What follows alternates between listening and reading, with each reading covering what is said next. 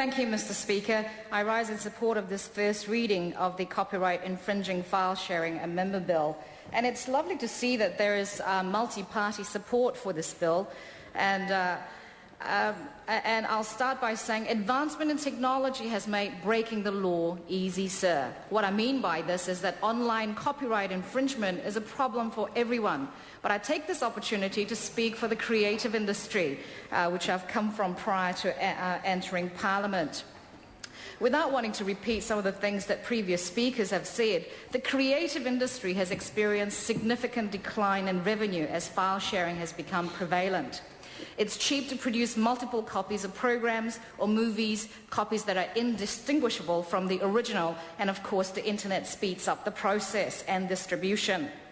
It is said that previously by my colleague Sam Lotuinga that 200,000 movies and television files are shared each month in this country, and that sort of amounts to more than 2 million, I believe, in this country, according to the New Zealand Federation Against Copyright Theft.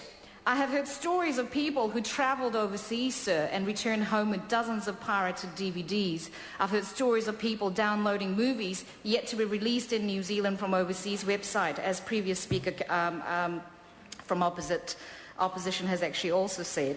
I'm appalled by this behaviour, but with the advent of faster broadband, I fear the problem may just continue to grow unless we do something about it. And as a screenwriter in my previous life, knowing how long it actually takes to develop a script, to screen, the time and the effort that it actually takes for a film to be made, this kind of theft is something that we need to stop. And I feel for the cultural industries. The recording industry is another one which has been affected by the illegal downloading. And as an example of how prevalent and how blasé people are about this illegal downloading, let me share a story that I heard last night. I seem to have been at the same event that Grant Robertson was at. In the Grand Hall last night, one of my favourite bands, Opshop, played. They were fabulous. During a conversation with the Opshop boys, I admitted that I had at least 3 copies of their CDs, which I had bought because I really liked it so much. They then told me that they have heard people come up to them and tell them to their face that they've had burned copies of their CD, and they could only but say that if you liked the CD so much, which was burnt, would you go and actually buy them?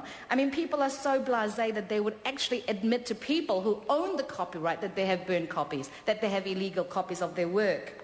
Illegal copying of content happens everywhere, and we can expect the problem to be an epidemic in this country. I'm sure everyone in this Parliament would have heard a piece of music or seen a movie, inadvertently mind you, that are illegally copied or downloaded.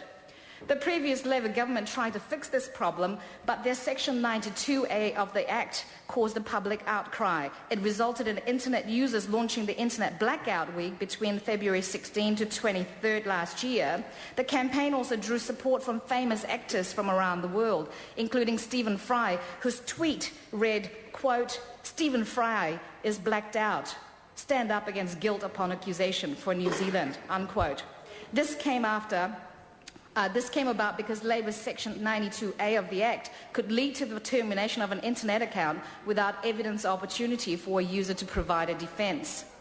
As a result, the National-led government did not bring Section 92A into force and ordered a review, and this bill is the result of that process, sir. The bill puts the mistake of the original Section 92A, passed by the previous Labour government, behind us and allows for a workable regime that will reduce copyright infringement in New Zealand. I take this opportunity to acknowledge the Minister, Honourable Simon Powell, for bringing this bill to the House for consideration and for having taken the time to consult with stakeholders. And I look forward to the submissions through the Select Committee process. Thank you. Raymond Ho.